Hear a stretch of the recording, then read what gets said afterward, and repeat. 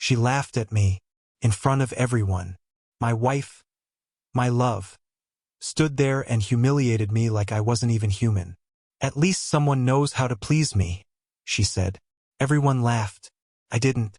And when I finally walked away, she called me and said the words that broke me even more. "Are you okay? I love you. What would you do if your love turned into your prison? Watch to the end. Because maybe you've been there too, and you didn't even realize it." The day of the party started like any other, normal. Almost too normal. I woke up to the faint sound of birds outside the window and the morning light seeping through the half-closed blinds. For a moment, life seemed still and peaceful, but that feeling never lasted long anymore. Not in my house. Not with her. "Michael, are you up?" Her voice carried through the room. Calm, sweet even. But something about it always sent a chill through my spine. The kind of chill that you couldn't place, like standing on a stage in front of a crowd without knowing your lines. "Yeah, I'm up," I muttered back, rubbing the sleep from my eyes. Alice appeared in the doorway moments later, wearing one of her spotless, expensive dresses, the kind she always wore when we had to play house for others. She looked perfect, as always. Her smile didn't quite reach her eyes, though. It never did. "We can't be late tonight," she said, leaning against the doorframe, studying me like I was an object she had to fix. "James and Laura are expecting us. You're not going to wear that, right?"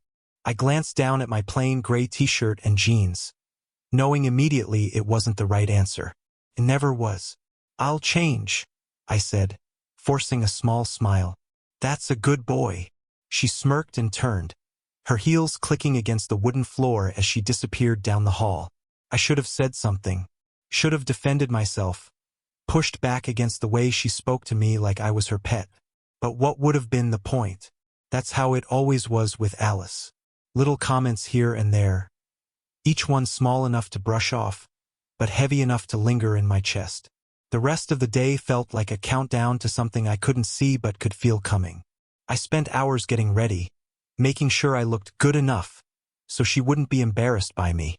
Still, I knew deep down that it didn't matter. Nothing I did ever made her happy. When the evening finally came, we left the house together like the perfect couple. She smiled at me in the car, her hand resting gently on mine as if the morning hadn't happened. As if all the cruel words over the years were just figments of my imagination. "You're quiet tonight," she said suddenly, breaking the silence. Her voice was light, teasing. "What's wrong? Cat got your tongue?" "I'm fine," I lied. I always lied. The house was alive with laughter and music when we arrived. James and Laura greeted us at the door, pulling us into hugs and pouring us drinks before we could even take off our coats. Alice slipped easily into the crowd, the way she always did, her laugh louder than everyone else's, her smile brighter. I stayed on the edges. I always did. The party felt suffocating almost immediately. It always did. The voices, the clinking of glasses, the laughter. It was all noise to me, background static that blurred into one constant hum. I stood near the kitchen counter, holding a drink I wasn't planning to finish. I never liked being the center of attention, but tonight, something felt off. Alice, on the other hand, thrived here. She moved through the room like she owned it, laughing, tossing her hair back, flashing smiles that were almost too perfect to be real. The same woman who looked at me like I was dirt beneath her shoe just hours ago now played the role of the charming, perfect wife. Everyone loved her. Everyone wanted to be around her. And I faded into the walls. "Michael, why are you hiding over there?" Alice's voice rang out, clear and sharp, as she walked toward me. She carried her wine glass like it was an extension of her hand, elegant and steady. Eyes turned toward us, toward me, as she placed a hand on my shoulder and smiled a little too sweetly. "Come join us. You look like a lost puppy over here." Her words stung, but I managed to force a small chuckle, trying to play along. "I'm fine, really. Just taking a breather." "A breather?" she echoed, loud enough for half the room to hear. "God, Michael, you're always so serious. Loosen up. You'll make people think I married a robot." Laughter rippled from a few people nearby, and my face burned. I wanted to disappear, to crawl into a hole where no one could see me. But I stayed frozen, unable to say anything. What could I say? She always found a way to twist it back on me, to make me the one who was too sensitive or too serious. "Come on, babe," she said, her voice dripping with mock affection. "Tell everyone that joke you told me the other day. You know, the one that actually made me laugh for once." I blinked. There was no joke. I hadn't told her anything. I opened my mouth to protest, to say something, anything. But she was already laughing again, her arm looping around my shoulder in what must have looked like an affectionate gesture to everyone else. "Ah, forget it. He probably forgot it already," she said, her smile wide as she turned back to the group. "That's Michael for you. Great at forgetting the important stuff. Aren't you, honey?" The laughter was louder this time. The pit in my stomach twisted and grew heavier. I swallowed hard, trying to stop the growing tightness in my chest, the sting behind my eyes. This wasn't new. Alice did this all the time. Little digs, little humiliations that looked harmless on the surface. She was so good at it, so skilled at weaving insults into jokes, making sure everyone laughed while I stayed silent. "Relax, Michael," James said, one of my friends who clearly picked up on the tension. He nudged my arm lightly. "She's just messing with you. It's all in good fun." "Yeah," I croaked, forcing a smile that I didn't feel. "Just messing around." Alice tilted her head, studying me like a cat studies a wounded mouse. "You're not mad, are you, babe?" Her tone was syrupy sweet, but her eyes were cold. I knew what she was doing. She was daring me to react, to make a scene so she could twist it back on me later. "Why are you always so dramatic, Michael? Why can't you take a joke?" "No," I lied, my voice low. "I'm fine." Her smile widened, satisfied, and she turned back to the crowd as if I'd ceased to exist. I watched her, feeling the familiar ache settle into my bones. This hollow helplessness that I couldn't shake. How had I let it get this far? How had I become this man? The one who stood in the corner of his own life, powerless to stop the woman he loved from tearing him apart piece by piece. I tried to shake it off, to tell myself it wasn't as bad as it felt. Maybe it was just a joke. Maybe I was being too sensitive. That's what she always said, right? "It's just you, Michael. You're the problem." "Hey man, you good?" James's voice snapped me out of my thoughts. He was looking at me with a mix of concern and awkwardness, like he didn't know whether to pry or to laugh it off. "Yeah," I said again, the lie coming easier now. "I'm good." But I wasn't good. I wasn't anything. I felt empty, hollowed out. And deep down, I knew tonight wasn't over. Alice wouldn't stop here. This was only the beginning. Somewhere across the room, I heard her laughter again. Loud, sharp, perfect. I gripped my drink tighter, my knuckles white, and stared down at the floor. It wasn't supposed to be like this. This wasn't the life I wanted. This wasn't love. The laughter didn't stop. Alice's voice rang louder than anyone else's, as if she wanted to own the entire room. Her every word seemed to echo in my head, drilling into me like needles beneath my skin. I tried to focus on anything but her, on the music playing softly from the speakers, the hum of voices blending together. But no matter how hard I tried, I couldn't drown her out. "Michael," she called again, singling me out with that same fake warmth in her voice. My stomach dropped instantly, my body tensing as I turned to look at her. She was in the center of the room now, surrounded by our friends, my friends, and yet I felt miles away. "Come over here," she said, smiling in that way only I knew wasn't real. "I was just telling everyone about that funny little thing from last week. You remember, right?" I didn't. There was nothing to remember. She was making it up again, spinning lies and waiting for me to stumble into them like a trap. The room was quiet now, eyes shifting toward me, waiting, expecting. I don't think I know what you mean," I stammered, feeling my face flush. I hated how weak I sounded, how unsure. Alice sighed loudly and rolled her eyes, a dramatic gesture that made everyone chuckle under their breath. "Of course you don't," she said, exasperated. "That's so Michael, isn't it?" The laughter was louder this time, and it hit me like a punch to the gut. I looked around at the faces of people I once called friends. James, Laura, Ben, and all I saw was pity mixed with amusement. They thought it was funny. They thought I was funny. Alice wasn't done. She never was. You know, sometimes I wonder, she continued, taking another sip of wine as her eyes flickered toward me. Maybe I should have married someone with a little more spark. At least then I wouldn't feel like I'm carrying all the weight myself. A stunned silence hung in the air, followed by scattered nervous laughter. My heart stopped. I stared at her, my mouth slightly open, the words not even registering at first. Did she just say that? Geez, Alice, Laura said with a nervous laugh, clearly uncomfortable now. You're being harsh. Oh, come on, Alice said, feigning innocence. I'm just teasing. Michael knows I'm joking. Don't you, babe? She turned to me, her eyes daring me to say anything, to react.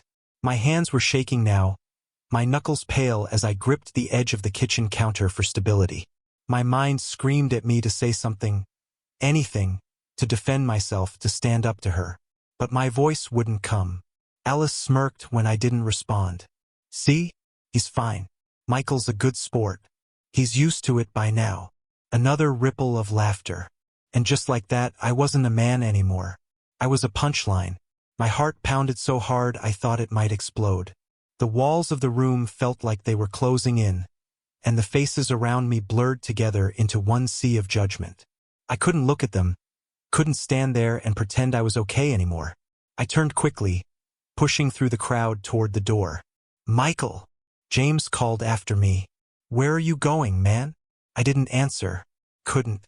My throat felt tight, my vision swimming as I stumbled out into the cool night air.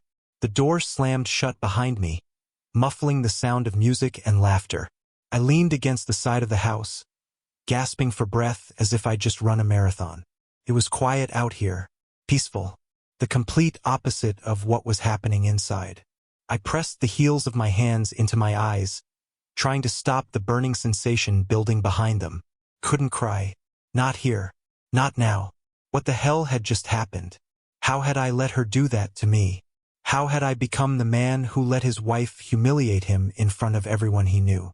My phone buzzed in my pocket, breaking the silence. I pulled it out with trembling hands, and when I saw her name on the screen, my stomach turned. Alice. I hesitated before answering, knowing exactly what was coming. Her voice was soft, almost gentle when she spoke. Michael? Are you okay? Her tone, so sweet, so concerned, cut through me like a blade. It was always the same. She'd push me to the edge, break me down to nothing, and then pretend to be the one putting me back together. I just needed some air, I muttered, my voice barely above a whisper. There was a pause on the other end, followed by a sigh. Michael, come on. Don't be like this. You know I didn't mean it. It was just a joke. You're being too sensitive again. Too sensitive. Those words felt like poison, seeping into every corner of my mind. I love you, she said softly. You know that, right? I love you more than anything. I didn't respond. Couldn't. Come back inside, she coaxed. Everyone's waiting for you. It'll be fine, babe. Don't ruin the night. Ruin the night. That's what she thought I was doing, ruining things. My pain, my humiliation. None of it mattered to her. I was just a prop in her performance, and when I stopped playing my role, I was the one at fault. I'll be there in a minute, I lied, my voice hollow. Good, she said, satisfaction dripping from her words. I'll see you soon, love. The call ended, leaving me alone in the silence once again. I sank down onto the porch steps, my hands still shaking as I stared out into the empty street. I wanted to leave. I wanted to get in my car, drive as far as I could, and never look back. But I knew I wouldn't. I'd go back inside, plaster on a smile, and pretend everything was fine, because that's what Alice expected of me. And that's who I'd become. I don't know how long I sat on those cold porch steps, staring into nothing. The night air bit at my skin, but I barely felt it. I could still hear the faint hum of laughter and music inside, like a distant mockery of everything I was feeling. How did it get this far? That question ran circles in my mind like a broken record. I replayed every argument, every cruel word Alice ever said to me, and every time I'd brushed it off like it didn't matter. Maybe it didn't at first.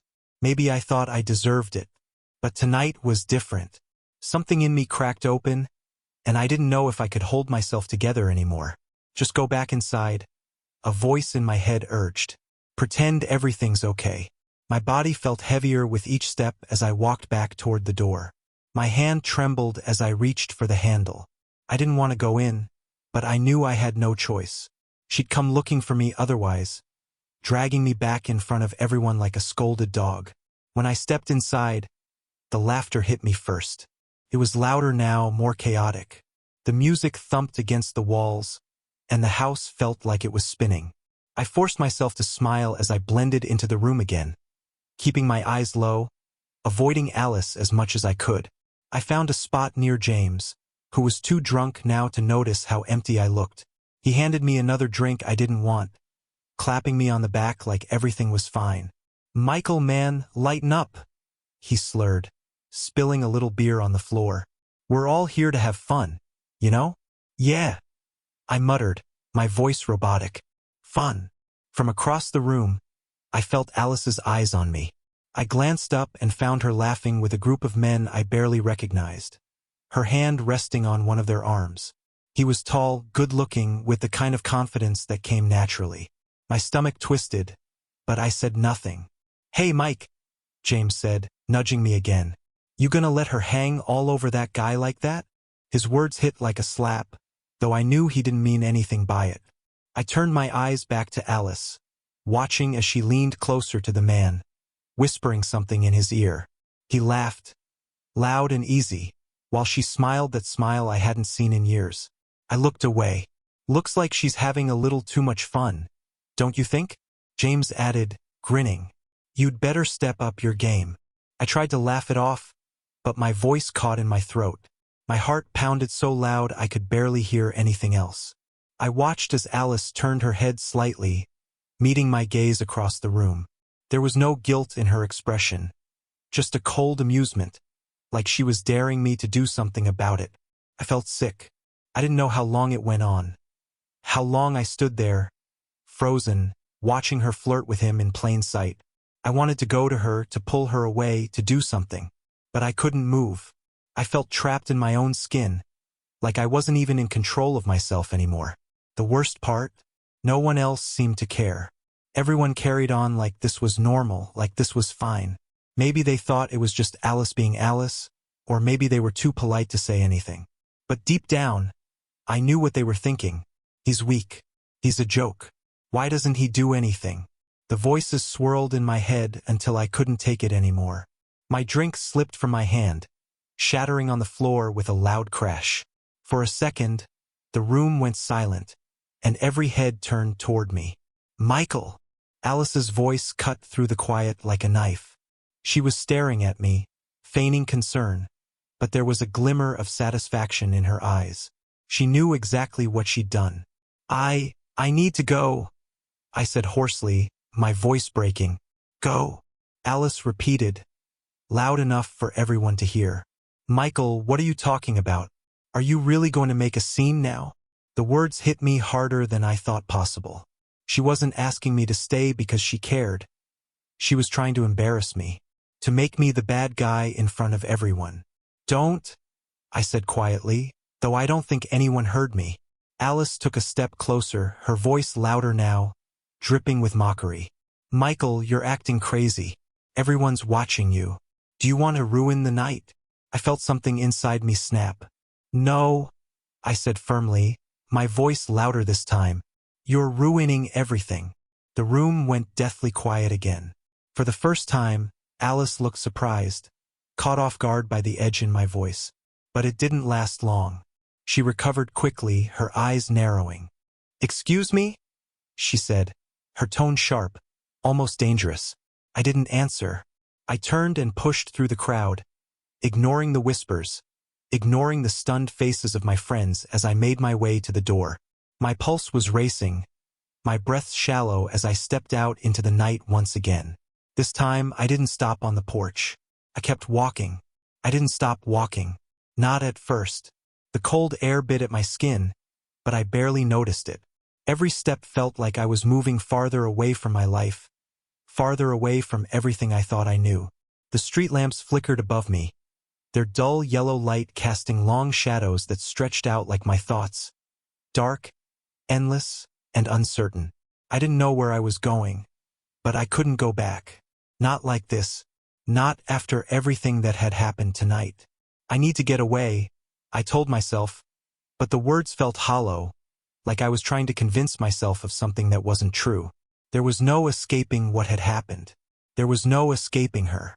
I kept walking, lost in a fog of confusion and anger, my hands shaking at my sides. I didn't know how long I'd been walking, but the city lights were starting to fade as I found myself standing on the edge of a small park. I hadn't realized how far I'd gone. The park was empty. No one else was there, just me and the echo of my thoughts. I sat down on one of the benches, my head in my hands, my body heavy with exhaustion. My heart felt like it was being crushed in my chest, each beat harder to feel, as if it was growing weaker by the second. What am I doing? I wanted to scream. I wanted to yell until I couldn't speak anymore, to let all the pain out, to make it stop. But I couldn't. The silence around me was too deafening, too suffocating. I had to make a choice, didn't I? I couldn't keep doing this. I couldn't keep pretending that everything was okay, that Alice was the woman I fell in love with, that I wasn't the punchline of my own life. But then, my phone buzzed in my pocket. My heart skipped a beat, and I hesitated for a moment before pulling it out. It was Alice. I stared at the screen for a few seconds, the weight of it pressing down on me like an anchor. "Michael?" she asked, her voice barely audible over the line. "Where are you?" I've been looking for you." I swallowed hard, a lump in my throat. I couldn't stay," I said quietly, my voice sounding small, lost. "I had to leave. You've been humiliating me all night, Alice." Her response came quickly, almost too quickly. "What are you talking about? You're overreacting." Overreacting. That was always her response, wasn't it? She would never see it. She would never see the damage she was doing. "You've been tearing me apart, Alice," I said, the words coming out in a rush now, as if I couldn't stop them. "Everything you do, everything you say, it's like you want to destroy me. And I've been letting you. I've been letting you because I'm too weak to stop you." There was silence on the other end of the line for a moment, and when she spoke again, her voice was colder than before. "Is this really happening right now?" she asked, her tone dripping with disbelief. "Are you seriously going to throw all of this away over something so stupid?" Stupid. That word hit me like a slap in the face. "No, Alice," I said, my voice shaking with the weight of everything I'd been holding in for so long. "This isn't stupid. This is my life, my dignity, and you've been stomping all over it. You're destroying me, and I can't keep doing this anymore." She laughed, but it wasn't a real laugh. It was sharp and cruel, like a knife cutting through the air. "Oh, come on, Michael," she said, her words dripping with sarcasm. "Don't act like you're some innocent victim. You've always been like this, always so sensitive, so dramatic. You don't get it, do you?" The words hit harder than anything I'd ever heard before. The final confirmation that I was nothing to her. "I get it," I whispered, the realization sinking deep into my chest. "I get it now. I've been nothing to you, and you've been everything to me." Another silence, but this one felt final. There was no comforting tone in her voice now, no pretenses, just the cold, harsh truth. "Fine," she said, her voice flat. "If that's how you feel, then stay gone. You know where the door is." With that, the line went dead. I stood there, staring at the screen, the finality of her words ringing in my ears. I felt hollow, like I'd been drained of everything that mattered. All the love, all the hope, everything I thought I had with her.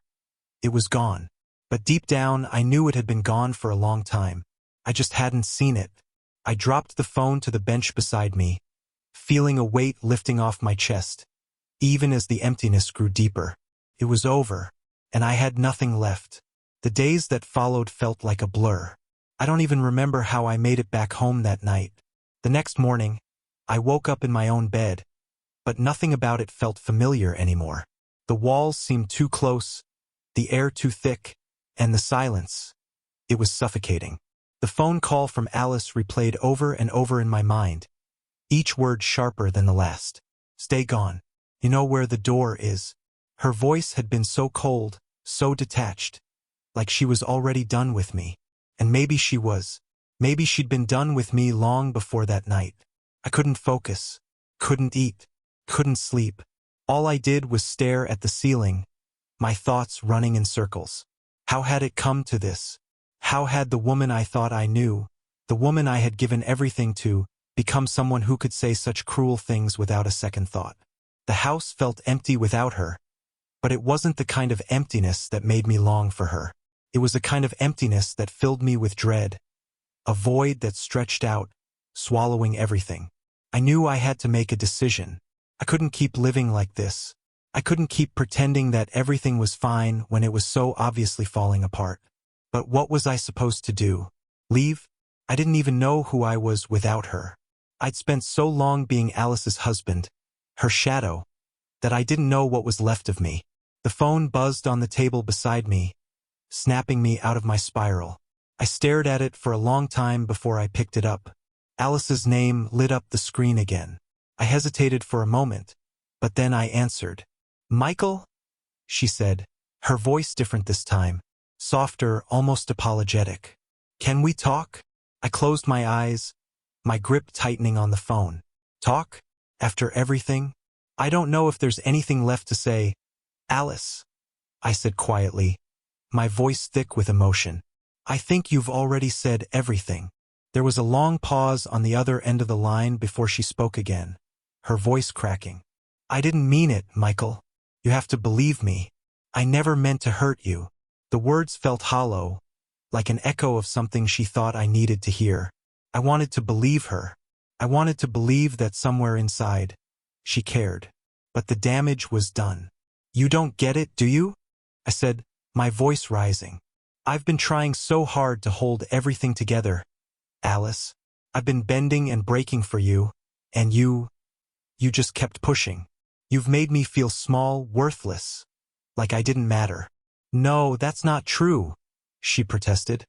But it didn't sound like she believed it. I never wanted to make you feel that way. But you did. I shot back, my frustration growing. You did every single time you humiliated me in front of our friends. Every time you told me I wasn't good enough. You made me feel like I wasn't even a person anymore. I could hear her breathing on the other end of the line, her silence heavier than any words she could have said. I don't know what happened to us, I continued, my voice softening. We used to be happy. We used to laugh, Alice. We used to love each other.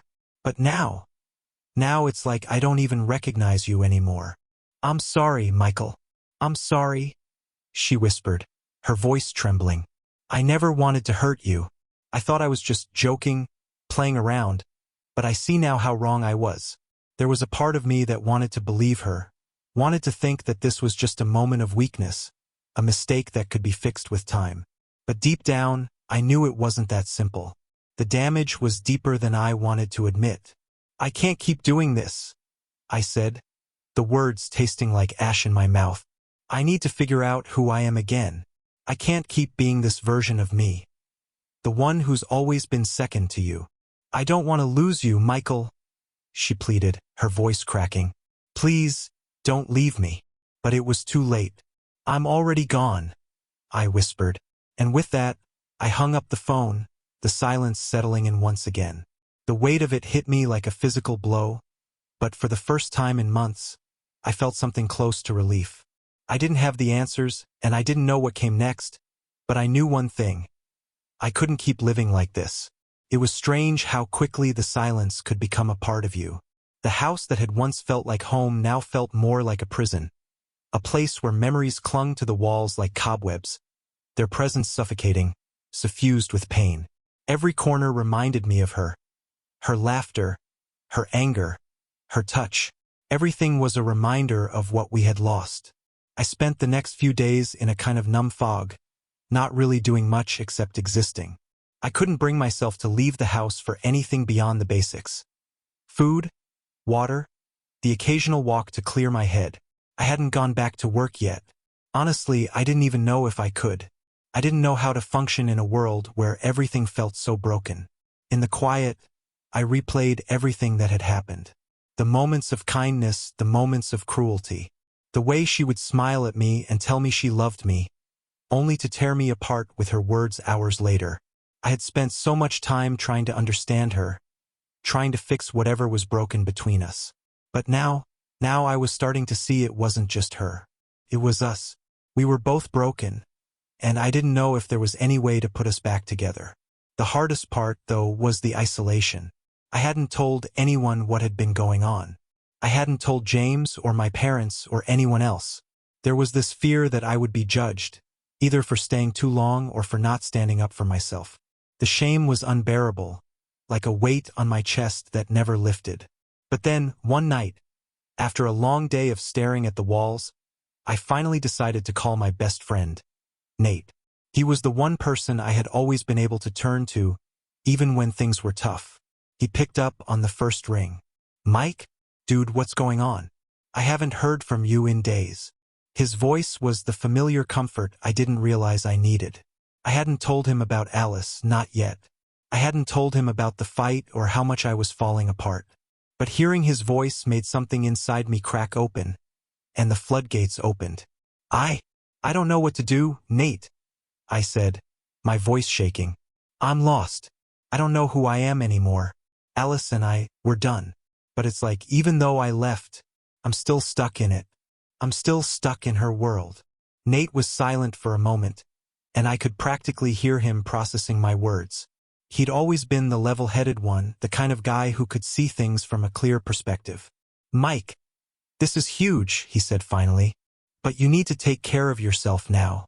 Whatever happened between you and Alice, it's over. You're allowed to feel what you're feeling, but you can't keep holding on to the past. You have to let go. Let go." The words rang in my head like a mantra, and for the first time in what felt like forever, I allowed myself to cry. Not because I wanted Alice back, but because I was grieving everything that had been taken from me. "I'm scared," I admitted, my voice barely above a whisper. "I'm scared of being alone. I'm scared that I'll never be enough for anyone, that I'll never find happiness again." Nate sighed, a soft, knowing sound. "You're not alone, Mike.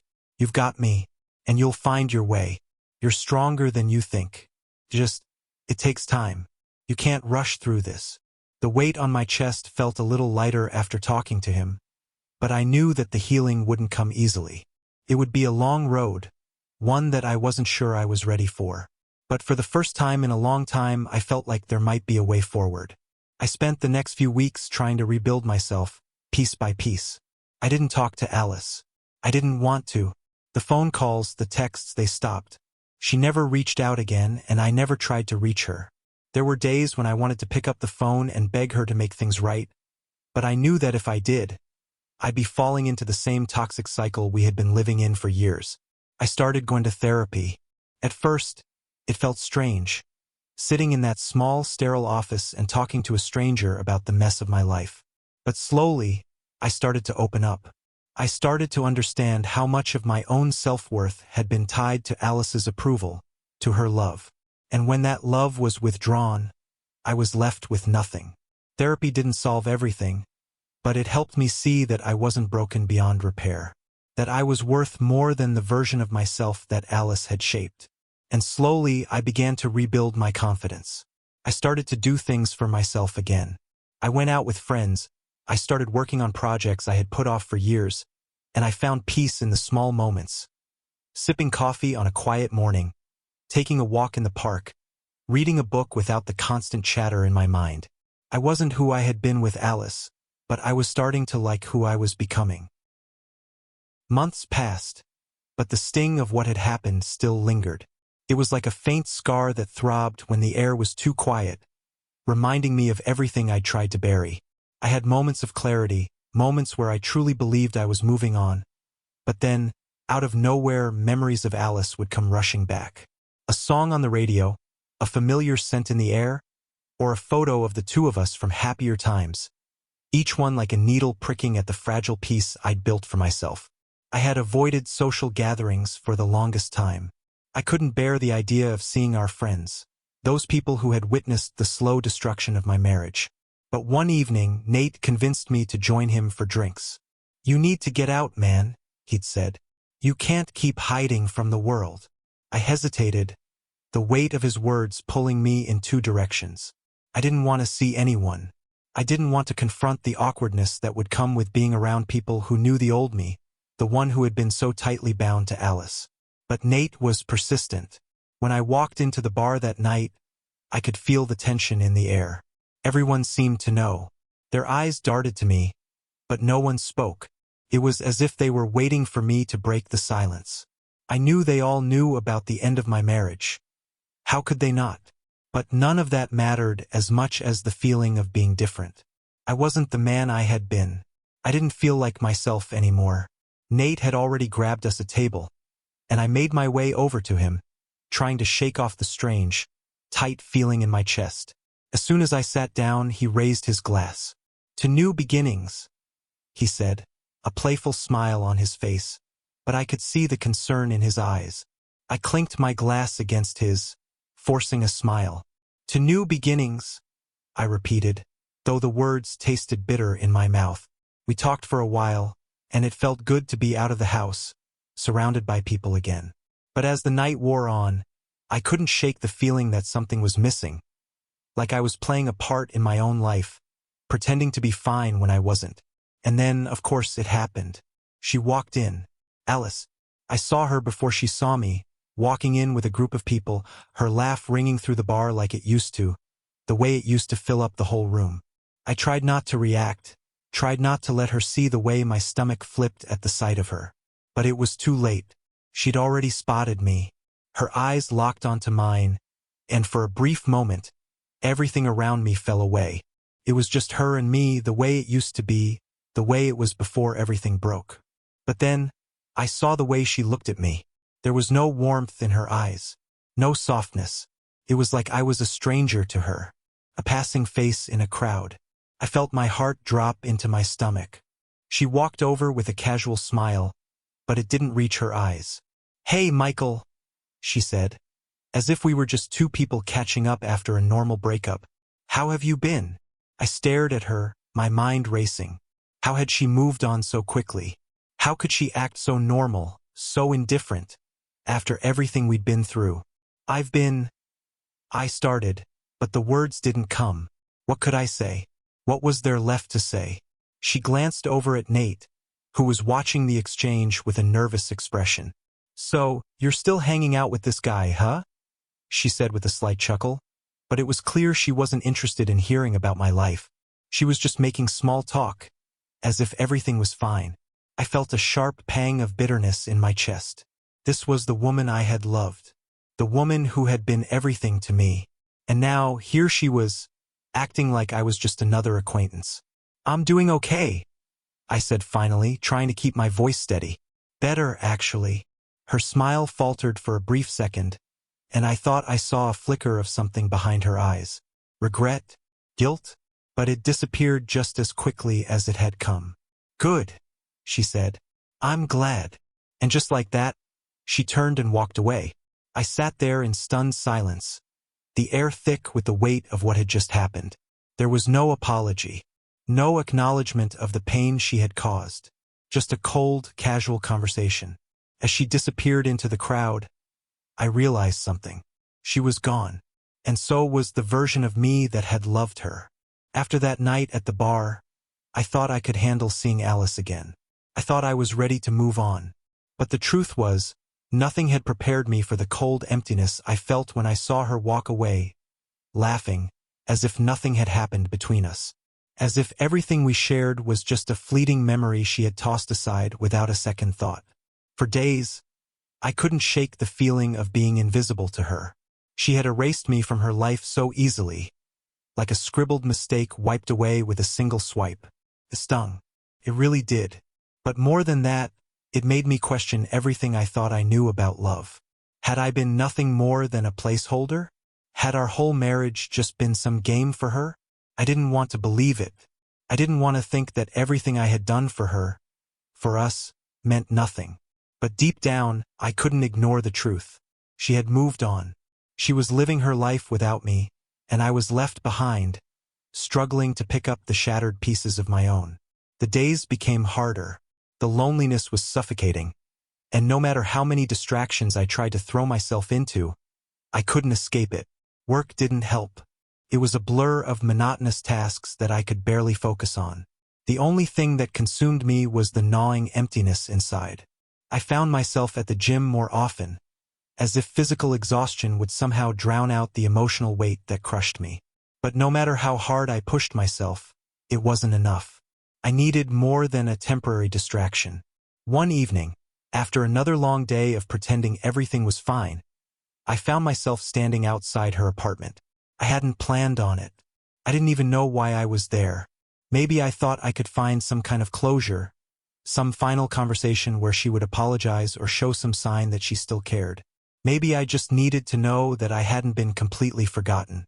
But when I rang the doorbell and saw her face through the peephole, something inside me twisted. She looked different, happier even. The door swung open, and for a moment, I was struck by the way she stood there, so calm, so detached. "Michael," she said, her voice lacking the warmth it once had. "What are you doing here?" I opened my mouth, but the words wouldn't come.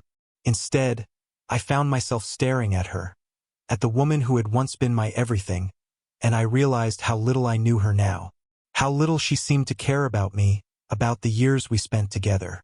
"I just needed to talk," I said, finally forcing the words out. "I needed to understand.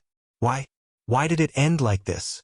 Her expression softened, but it was a fleeting moment, quickly replaced by that cold indifference. "We've been through this, Michael. We've both made mistakes. I think it's just time to move on. Move on." The words were like a punch to the gut. She had already moved on, and I was still here, clinging to a version of our relationship that no longer existed. "Is that it?" I asked, the anger rising in my chest. "You just want me to accept it? To let go and pretend none of this ever mattered?" She sighed, running a hand through her hair. "It's not that simple, Michael. I did care. But it's over. We're over." I felt the floor drop beneath me. The pain was overwhelming, like I was suffocating. I wanted to scream, to shake her, to make her see how much this hurt. But instead, I just stood there, frozen. "You don't get it, do you?" I said, my voice trembling with emotion. "You've moved on, but I'm still here, still trying to figure out how to breathe without you." Her eyes softened for a second, but the walls were back up almost immediately. "I never wanted to hurt you, Michael, but you have to let me go. You have to let us go." I stood there for what felt like an eternity, my heart breaking all over again. The woman I had loved had slipped away from me, and no matter how hard I tried to hold on, she was gone. "I can't," I whispered, feeling the weight of those words crush me. "I can't just forget everything." She nodded almost sadly. "I know, but you have to try." And with that, she closed the door, leaving me standing in the cold, the echo of her words ringing in my ears. "You have to try. But how do you try to forget someone who once meant everything to you?" After Alice shut the door on me, I stood there in the cold, feeling the chill seep into my bones. It wasn't just the winter air that froze me. It was the finality of it all. She had closed the door on us, on everything we had been. There was no going back. I didn't know how long I stood there, staring at the door, feeling utterly lost. The world seemed to move on around me, people coming and going, unaware of the devastation I was experiencing. I wasn't even sure what I had hoped for when I rang her doorbell. Maybe I wanted a piece of the past back, some sign that I hadn't been erased so easily. But I hadn't gotten that. I had only received a painful reminder that she was already gone. When I finally turned and left, the walk back to my car felt like it took forever. I felt numb, like I was floating through life with no purpose, no direction. Every step felt like I was dragging myself through quicksand. My thoughts were a whirlwind, spinning faster and faster, and I could hear Alice's words over and over in my mind. You have to let me go. I thought I was ready for that. But in the face of her rejection, I realized just how unprepared I was to truly let her go. How could I? How could I let go of the woman I had spent years loving? The woman I had planned a life with? That night, I tried to sleep, but my mind wouldn't stop racing. Every time I closed my eyes, I saw her face. Her smile, her laugh, the way she used to look at me like I was everything. But now, none of that mattered to her. She had moved on, and I was left in the wreckage of what had once been our love. The next few weeks were a blur. I spent most of my time at work, trying to distract myself from the overwhelming sense of loss. I kept my head down, avoided anything that would remind me of her. But it wasn't enough. I couldn't escape the memories. And then, one afternoon, as I was walking out of a meeting, my phone buzzed in my pocket. I pulled it out, thinking it was just another work email, but the name on the screen stopped me cold. Alice. I didn't know why she was calling. Part of me didn't want to pick up, didn't want to hear her voice again. But another part of me, the part that was still in love with her, wanted to know why she was reaching out. Maybe she had changed her mind. Maybe there was a chance for us. I hesitated for a moment before answering. Hello, I said, my voice steady but tight with emotion. Hey, Michael. Her voice came through the phone, softer than I remembered. I know it's been a while. I felt my heart drop into my stomach. Was this it? The apology I'd been waiting for? The explanation? I just wanted to make sure you were okay, she continued, her voice laced with something I couldn't quite place. I know I hurt you, and I'm sorry. I really am. But I just wanted to check in. I took a deep breath, trying to steady myself. Sorry? She had said that before, back when everything first fell apart. But sorry wasn't enough anymore. Sorry didn't undo the damage. Sorry didn't heal the wound she had left in my heart. I'm fine, I said, my voice clipped. You don't need to check in on me. I'm doing better now. You don't have to worry about me anymore. There was a pause on the other end of the line. For a moment, I thought she was going to hang up. But then, she spoke again. I'm glad to hear that, Alice said quietly. I just wanted to say, I never wanted things to end like they did. You were a big part of my life, Michael. I still care about you. I could hear the sincerity in her voice, but it didn't change the fact that I had been left broken in her wake. The pain she caused wasn't something that could just be erased with a few words. You have to let go of me, Alice, I said, my voice trembling with emotion. You can't just waltz back into my life like nothing happened. You don't get to do that to me. I could hear her take a sharp breath on the other end. I understand. I just wanted to make sure you were okay. That's all. And with that, the conversation ended. I didn't know what I expected from that call, but it certainly wasn't closure. I felt more confused than ever. Part of me wanted to believe her words, wanted to believe that she still cared. But the reality was staring me in the face. We were over, and there was no turning back. I spent the next few days trying to process everything. I knew deep down that this was the final straw. I had to let go. If I wanted to heal, if I wanted to move forward, I had to stop holding on to the past. But it wasn't easy. It was never going to be easy. I kept telling myself I was stronger than this, that I could overcome the pain. But every time I closed my eyes, I saw her face, and every time I thought I had let go, the memories would flood back, leaving me feeling more lost than before. It was a struggle, but deep down, I knew that this was the beginning of the end, the final cut. I woke up the next morning with an overwhelming sense of emptiness. My apartment felt hollow, like it was just four walls with no life inside. It was quiet, too quiet, and it made me realize just how alone I was. I had never truly appreciated what it meant to have someone by your side until that someone was gone.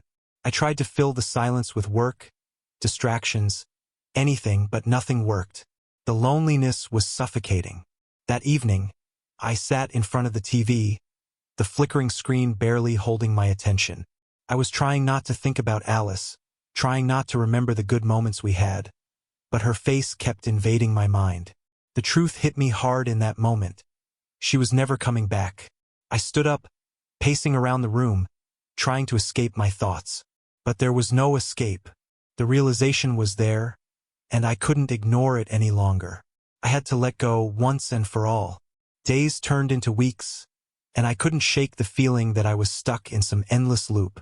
I was tired of pretending everything was fine. I was tired of feeling like I was living in a shadow of what once was. One night, I sat on my couch, staring blankly at my phone. There was a message from Alice, just a simple text. "How are you?" It read. I almost ignored it. But then I thought, maybe this was my chance to finally put an end to all of it. I couldn't keep living like this, waiting for something that would never come. I typed out a response. "I'm moving on, Alice. It's time." I pressed send and felt a strange weight lift from my chest. It wasn't a declaration of hatred or anger. It was just the truth. I was finally choosing myself over her. The phone buzzed with her reply, but I didn't read it. I didn't need to. It was done. The days following my message to Alice were quiet. Too quiet. I kept waiting for some sort of reaction, some emotional release, but nothing came. It was as if I had severed a connection that had been dragging me down for too long. But even though the silence was welcome, it didn't feel like relief. It felt like emptiness. A space that once was filled with memories, laughter, love, and pain, now hollow and cold. I tried to focus on work. I buried myself in my routine. But everything felt like I was just going through the motions. I was here, physically present, but emotionally absent. The man I used to be, the one who had loved so deeply, so fiercely, seemed like a distant memory. One night, as I lay in bed, I realized I wasn't sure who I was anymore. Without Alice, without the version of myself that had been defined by her, I felt lost. The next day, I threw away every photo of us. Every little piece of memorabilia that had once felt precious. As I tossed them into the trash, I couldn't help but feel like I was finally shedding an old skin. But even that didn't bring peace. It only made the reality even more real. I wasn't sure how I felt about anything anymore. A few weeks passed, and things began to feel a little more manageable. I was getting used to the silence, the loneliness. I had started to rebuild my life, piece by piece, even though it didn't feel like the same life I had before. It was a new version, a quieter, lonelier version. Then, one evening, as I was sitting on the couch, scrolling through my phone, it happened. The phone rang, and my heart skipped when I saw the name on the screen. Alice. I froze. My mind raced. After everything, why was she calling now? Hadn't we already said all there was to say? I stared at the phone for a few seconds, my thumb hovering over the screen. Part of me wanted to pick it up. Part of me was curious. But then I remembered what I had promised myself. I was done. I couldn't keep doing this to myself. With a deep breath, I hit the decline button. The phone buzzed with a voicemail, but I didn't listen to it. I just stared at the screen, feeling both relieved and empty. Alice wasn't coming back, and neither was the version of me that had been in love with her. I didn't listen to Alice's voicemail. I didn't need to. The call was a reminder of something I had already realized. She wasn't coming back, and I had to keep moving forward without her. The next few days felt like a strange kind of clarity washed over me. I stopped checking my phone every 5 minutes, stopped wondering if she would text or call. I stopped looking for signs that she might want to come back into my life. Instead, I started focusing on myself. I joined a gym not because I thought it would fix everything, but because it was something I could control. I started eating better, taking care of my body in a way I hadn't done in years. I began reading again, diving into books I had put off for far too long. Little by little, I felt like I was reclaiming parts of myself that had been lost during the years with Alice. But it wasn't easy. Every now and then, memories of her would slip into my mind. Her laugh, her touch, the way she would look at me when we shared a quiet moment. And the ache in my chest would return. But instead of drowning in it, I accepted it. The pain was part of the healing process. I was no longer that man who had depended on Alice for happiness. I was someone new, someone stronger. I didn't have all the answers yet, but I was beginning to understand that healing was a journey, not a destination. And though the road ahead was still uncertain, for the first time in a long while, I felt like I was finally heading in the right direction. Thank you for following my journey. If you've experienced something similar, or if you have thoughts on the story, leave a comment below. Remember, healing is possible even in the darkest times. Don't forget to like, subscribe, and share this video with others who might need to hear this message.